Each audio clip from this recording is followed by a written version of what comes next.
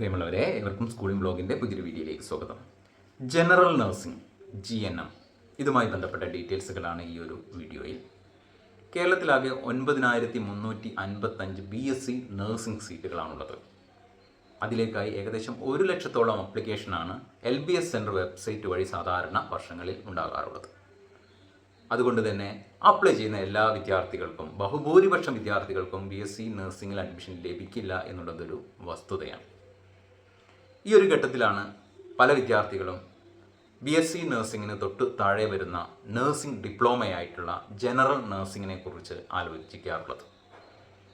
കേരളത്തിലെ പല PSc ജോലികൾക്കും ഇപ്പോഴും ഈ ഒരു ജനറൽ നഴ്സിംഗ് തന്നെ മതി എന്നുള്ളതാണ് വസ്തുത. ജനറൽ നഴ്സിംഗ് എന്നത് 3 വർഷത്തെ കോഴ്സാണ്. ഇതൊരു നഴ്സിംഗ് ഡിപ്ലോമയാണ്. ഇത് കഴിഞ്ഞ ശേഷം നിങ്ങൾ 2 വർഷം പോസ്റ്റ് ബേസിക് നഴ്സിംഗ് എന്ന കോഴ്സ് പൂർത്തിയാക്കുകയാണ് എങ്കിൽ, പോസ്റ്റ് ബേസിക് നഴ്സിംഗ് എന്ന ഒരു കോഴ്സ് 2 വർഷത്തെ കോഴ്സ് പൂർത്തിയാക്കുകയാണ് എങ്കിൽ നിങ്ങൾക്ക് BSc നഴ്സിംഗ് യോഗ്യത ലഭിക്കുന്നതാണ്. അതിന് നിങ്ങൾ ഈക്വലായിട്ട് മാറുന്നതാണ്. അതായത് ജനറൽ നഴ്സിംഗ് 3 വർഷം കഴിഞ്ഞതിന് ശേഷം 2 വർഷത്തെ പോസ്റ്റ് ബേസിക് നഴ്സിംഗ് കൂടി നിങ്ങൾ പൂർത്തിയാക്കുകയാണ് എങ്കിൽ നിങ്ങൾ BSc നഴ്സിംഗ് കഴിഞ്ഞതിന് തുല്യമായിട്ട് മാറുന്നതാണ്. ജനറൽ നഴ്സിംഗിന് കേരളത്തിൽ ഗവൺമെൻറ് സെക്ടറിൽ 365 സീറ്റുകളും കൂടാതെ സെൽഫ് ഫിനാൻസ് കോളേജുകളിൽ 4000-ഓളം സീറ്റുകളുമുണ്ട്.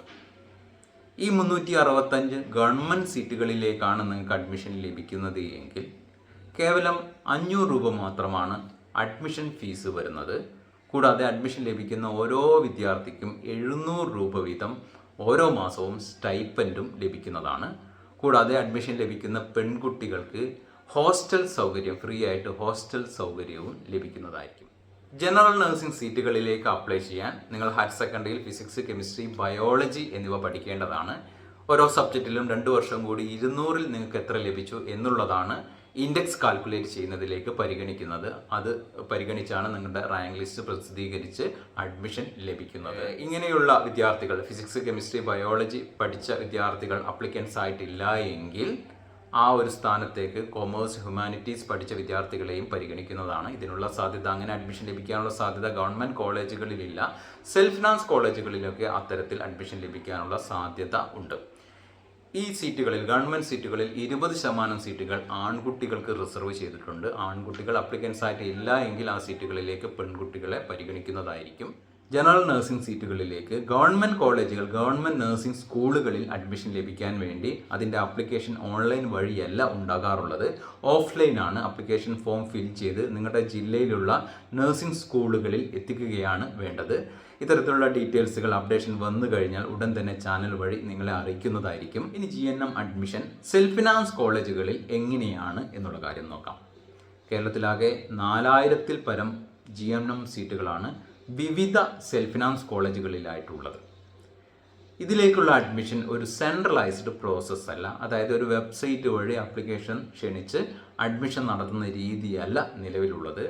നിങ്ങൾക്ക് ഏതെങ്കിലും കോളേജിൽ അഡ്മിഷൻ വേണമെന്നുണ്ടെങ്കിൽ ആ കോളേജുമായി ബന്ധപ്പെട്ട് ആപ്ലിക്കേഷൻ അവിടെ നൽകി അഡ്മിഷന് വേണ്ടി ട്രൈ ചെയ്യുകയാണ് വേണ്ടത്.